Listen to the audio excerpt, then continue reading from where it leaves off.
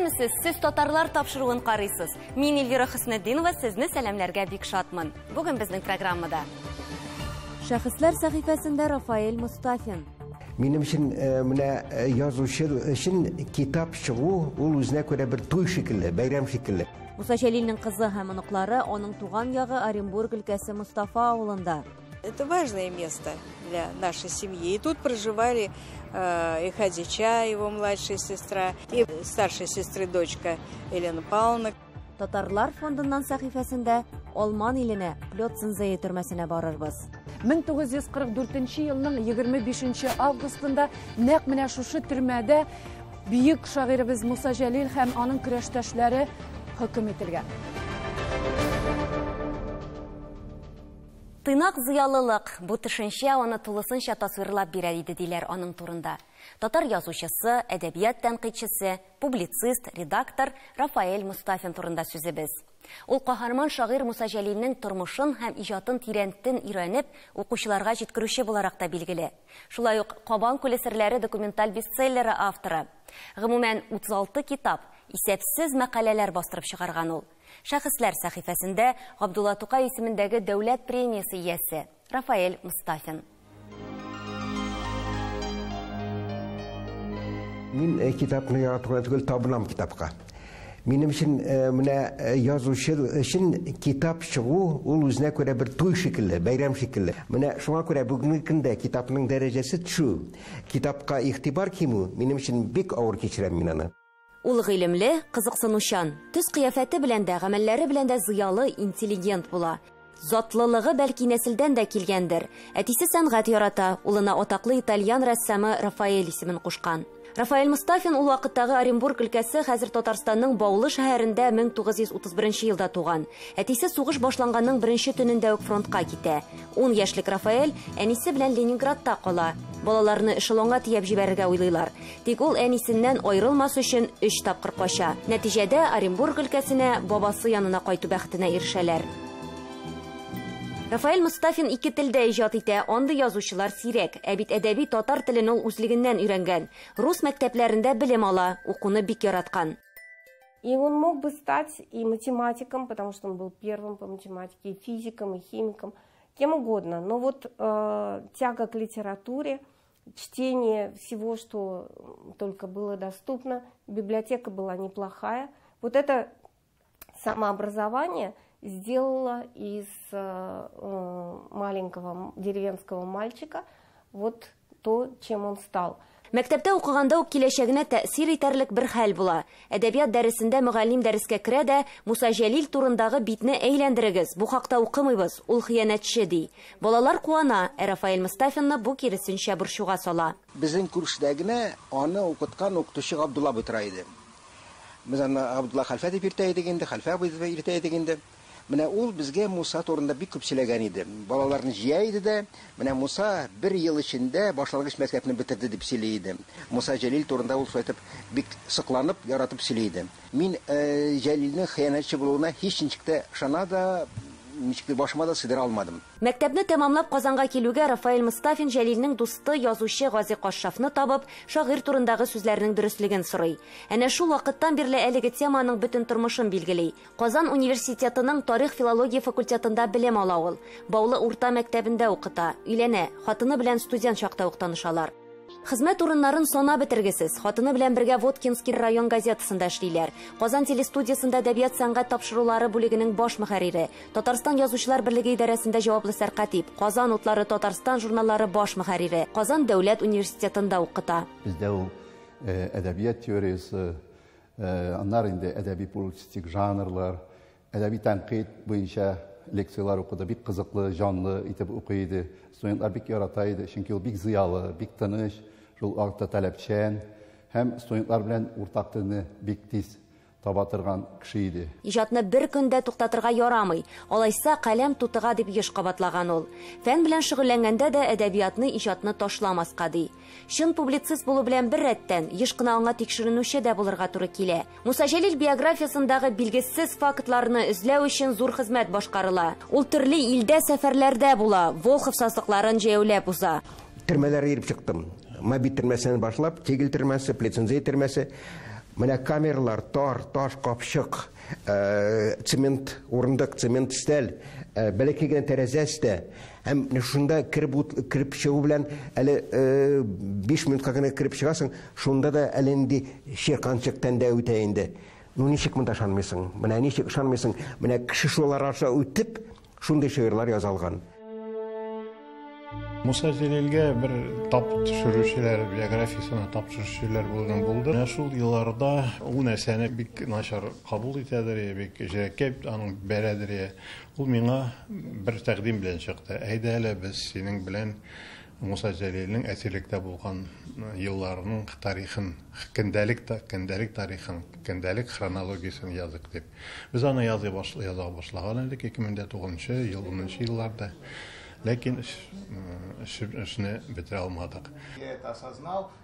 Җәлил һәм җәлилчеләрне өйрәнеп өзелгән җыр эзеннән китабын бастырып чыгара. Ул төрле телләрдә берничә тапкыр дөнья күрә. Моннан тыш репрессиягә дучар булган әдипләр темасыннан да читтә калмый ул. Сидел часами в архивах КГБ, когда это стало можно. И вот папа говорил, что когда он читал эти протоколы допросов, иногда просто невыносимо становилось. Тогда же папа пытался обосновать незаслуженно забытые имена, такие как, например, Гаяс Исхаки. Вот. Что-то папе стоило карьеры, он был уволен, так сказать, он перестал быть редактором журнала «Казан утлары». Казанда, Татарстанда озак кына бастырмыйлар. Бу вакытта нинди хисләр кичергәнен беркемгә дә әйтми. Тик шул вакытта стресстан бөтен тәнен аллергия каплый. Шулай да Мәскәүнең танылган әдәби матбугат чараларында аның мәкаләләрен бик теләп кабул итәләр. Рафаэль Мустафин бик тырыш, хезмәт сөючән була. Для него не существовало выходных, для него не существовало отпуска, он работал всегда. Балаларына исә һәр чак вакыт табарга әзер.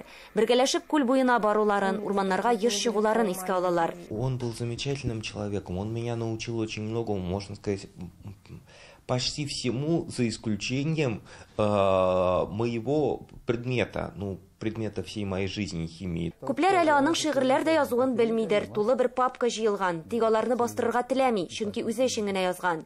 Аларда тормыш һәм табигать бәйләнеше. Гомумән, ул табигатькә дә эмоция, хисләр аша түгел, ә мантыйкый яктан карый. Ул бигел бер вакытта гына, әйтик, мәсәлән, төшкә ашка бара, бигел бер вакытта инде өстәленә утырып иҗат итә, бигел бер вакытта ял итә. Ул яктан да безгә теге бәлки ул Германияга бик сәяхәт итте. Шуңа күрә мөгаен теге немец төгәллегендә бер кадәр үзләштергәндер инде. Ул бик нык төгәл кеше иде.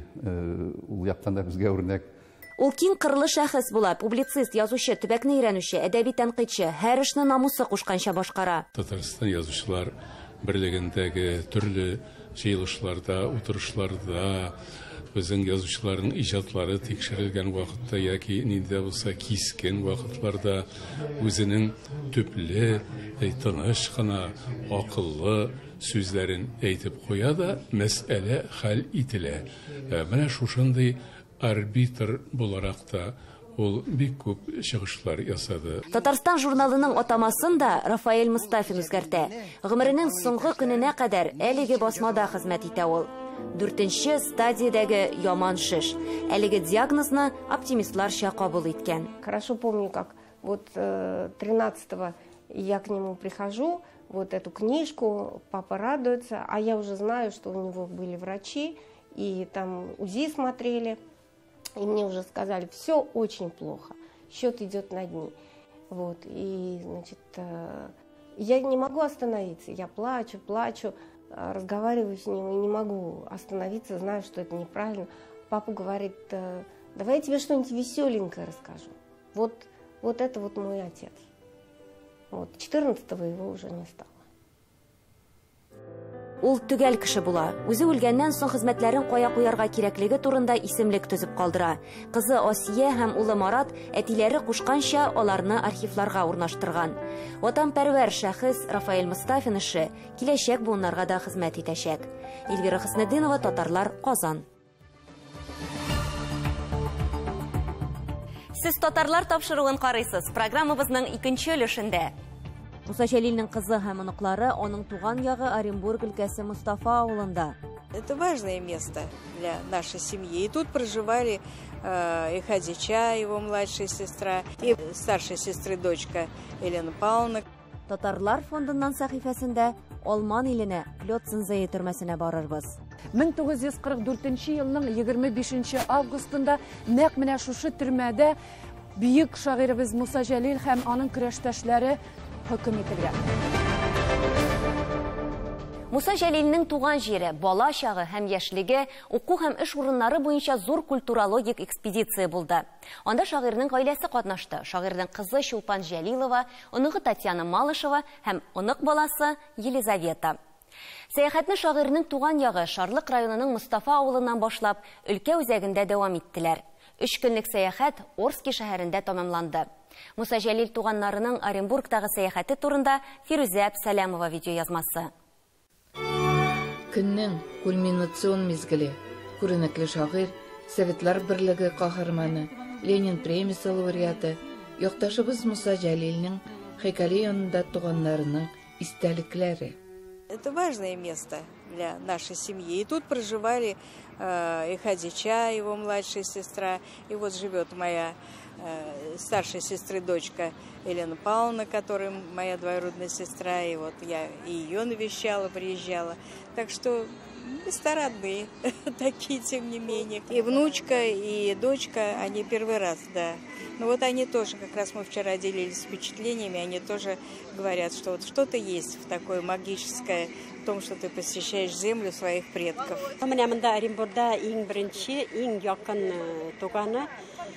Зәйнәп апасының кызы Лена.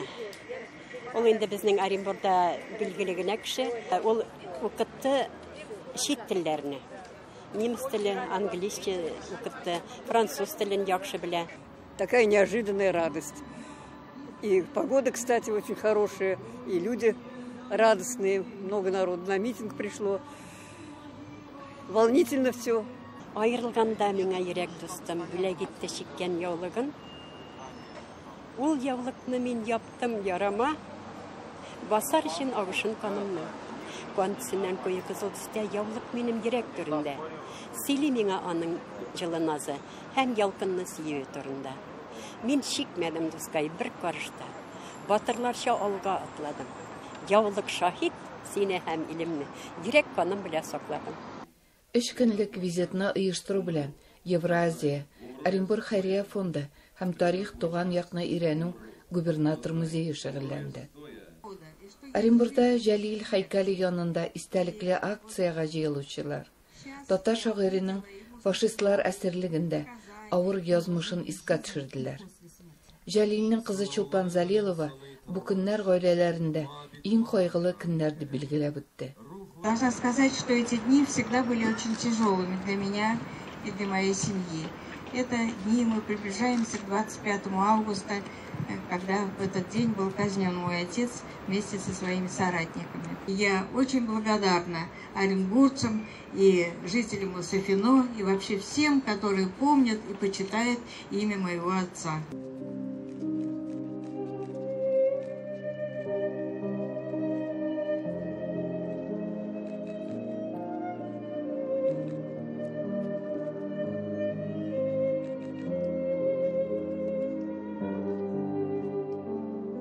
Шагыйрьнең һәйкәле янындагы патриотик чаралар 1996 елдан шагыйрьнең бронзадан кыелган, сыны кайткан вакыттан бирле үткәрелә.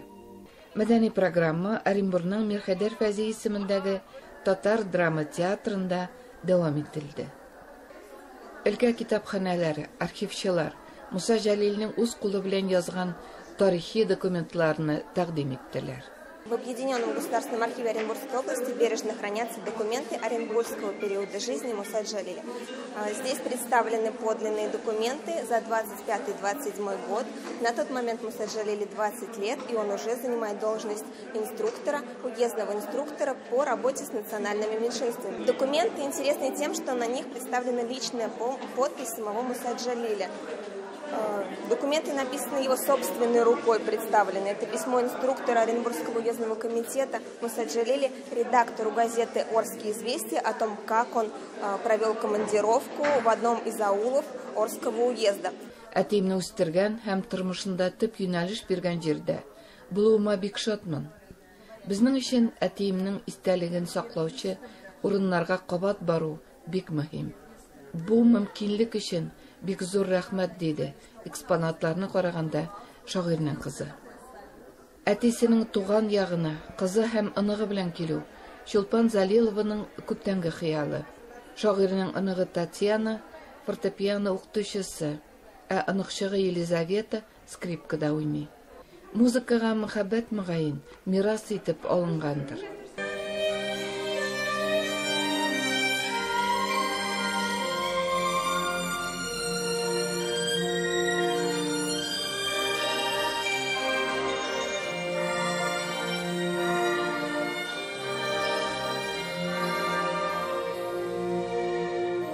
Мәдәни шара татар драма театры артистлары катнашындагы Муса Җәлилгә багышланган «Тормышым моңлы бер җыр булып яңгырады» исемле музыкаль драматик композиция белән тәмамланды.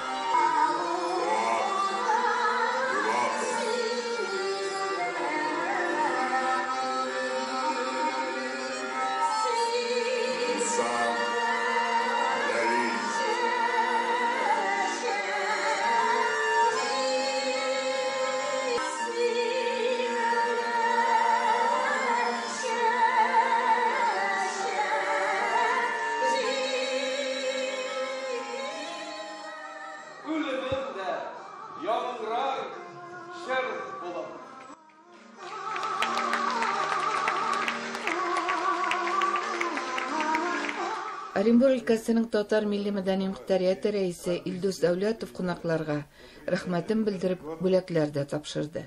Всегда мы говорим, что в наших жилах течет кровь Мусы Джалиля, поэтому мы такие гордые татары, везде успешные. Поэтому огромное вам спасибо, приезжайте еще. И от оренбургских татар оренбургские пуховые платки вам.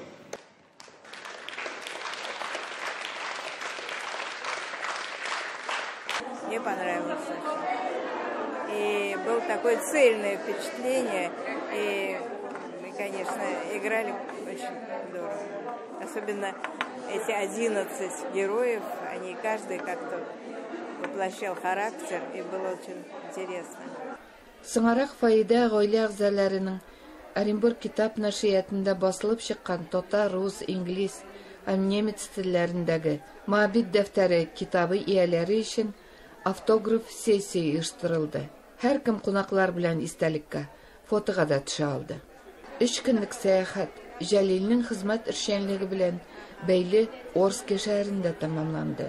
Муса Җәлил 1925-26 елларда комсомолның Орск язы комитеты инструкторы булып эшли.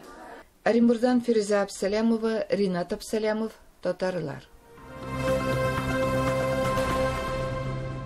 Татарлар тапшыруы архивын барлый. Хөрмәтле тамашачыларыбыз, инде белгәнегезчә, Татарлар программасы 2012 елдан көн сайын эфирга чыга. Шул вакыт эчендә без бик күп илләр гиздек. Кайбер хезмәттәшләребезнең үз язмышлары да үзгәреш кичерде. Тик архивта сакланган бай материалны сезнең хузурга кабат тәкъдим итәргә уйладык.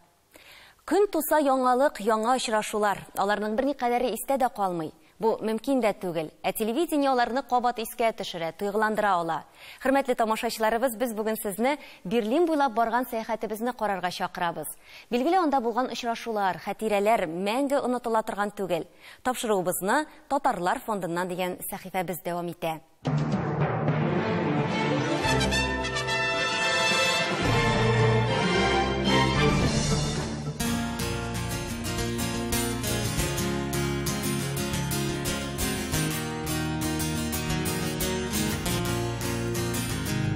Һәр бер халыкның да бөек шәхесләре, символлары бар.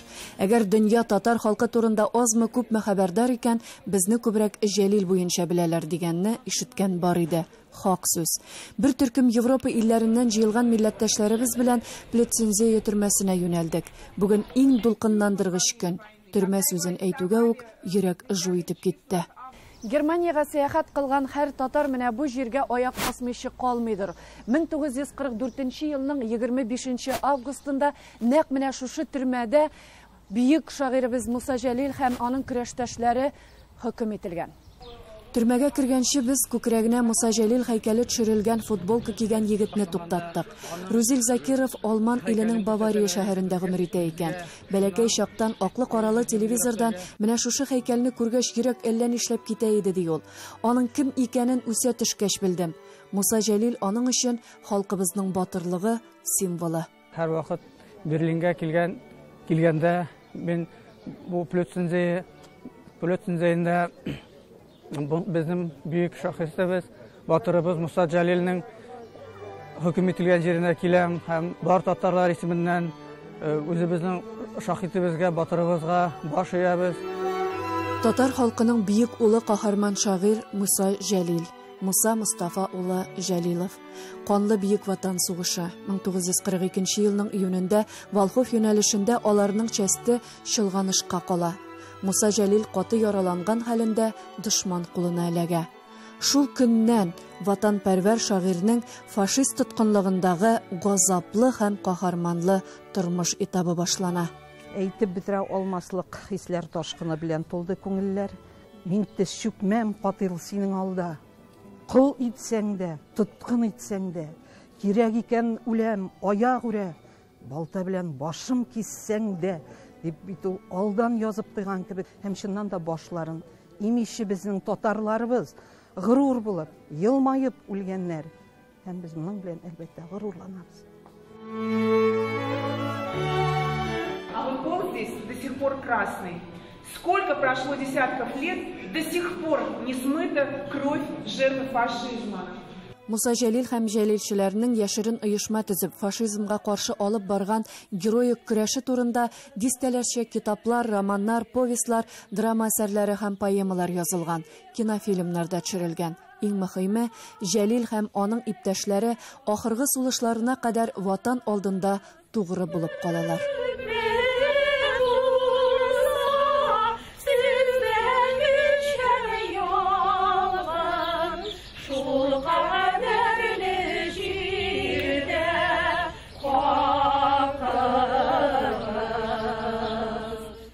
Минем өчен бик авыр безнең халыкның 11 асыл җегетен шунда үтереп, аларның җаннарын алып, бер дә гаепсезгә үтергәннәр шушы кешеләрне.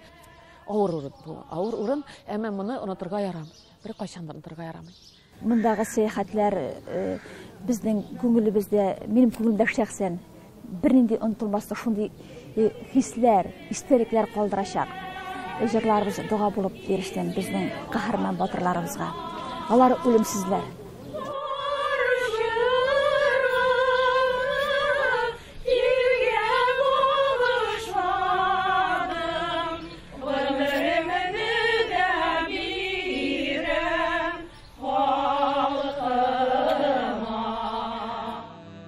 Изе калсын керсез намусыңның, ни үтсә дә синең кулыңнан. Көчлелегең белән горурланма, кешелегең белән горурлан. Каһарман шагыйребез Муса Җәлилнең шигыреннән өзек белән тапшыруыбызны төгәллибез. Кеше булып калсак иде. Исән сау булыгыз.